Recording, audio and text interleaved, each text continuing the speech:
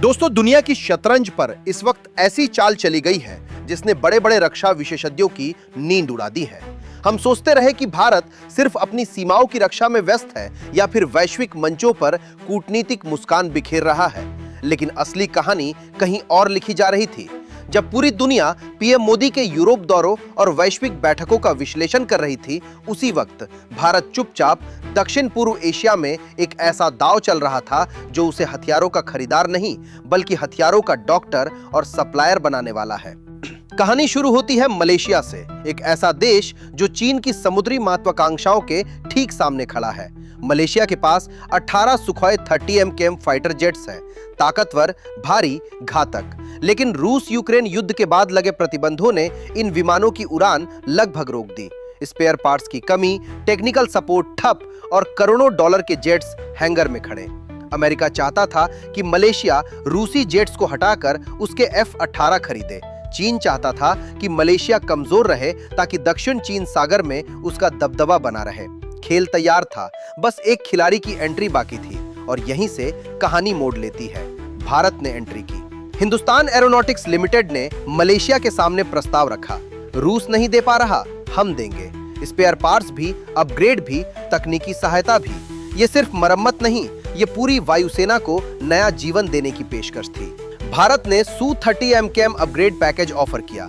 बाहर से वही विमान, लेकिन अंदर पूरी तरह मॉडर्न भारतीय सिस्टम, नए एवियोनिक्स, मिशन कंप्यूटर, रडार और हथियार।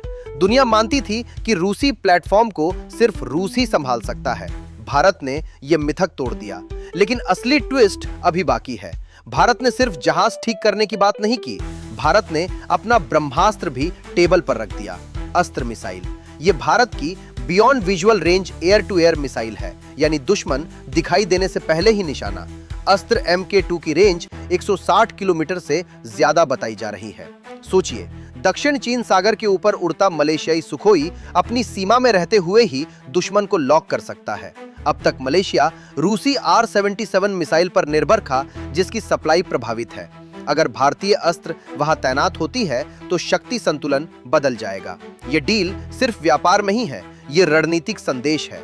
चीन अब तक मलेशिया को दबाव में रखता था, उसके तेल ब्लॉक्स के पास जहाज भेजता था, लेकिन भारतीय अपग्रेडेड सिस्टम और अस्त्र मिसाइलों से लैस सुखोई उसके लिए नई चुनौती होंगे। भारत वहां जाकर लड़ नहीं रहा, लेकिन अपने मित्र को ऐसी ताकत दे रहा है जिससे वो खुद खड़ा हो सके। यही है चाणक्य नीति वाला दांव। अब तस्वीर को थोड़ा दूर से देखिए। भारत अब दुनिया का सबसे बड़ा हथियार आयातक भर नहीं है, वो डिफेंस सप्लायर बन रहा है। अपग्रेड पैकेज, हाईटेक मिसाइल, देसी रडार, ये नया भारत है। वियतनाम, इंडोनेशिया, फिलीपींस जैसे देश भी ये सब देख रहे हैं। सबके पास रूसी प्लेटफॉर्म है, सब अमेरिका और चीन के बीच संतुलन चाहते हैं। भारत उनके लिए तीसरा विकल्प बनकर उभर रहा है। और अंत में ये सिर्फ एक रक्षा सौदा नहीं, ये एक्ट ईस्ट नीति का आक्रामक रूप है। मलक्का जलडमरू मध्य, जहां से चीन का बड़ा हिस्सा तेल गुजरता है, वहां भारत का एक मजबूत रणनीतिक मित्र। अमेरिका और यूरोप भी समझ रहे हैं कि एशिया में भारत को नजरअंदाज कर कोई समीकरण नहीं बन सकता।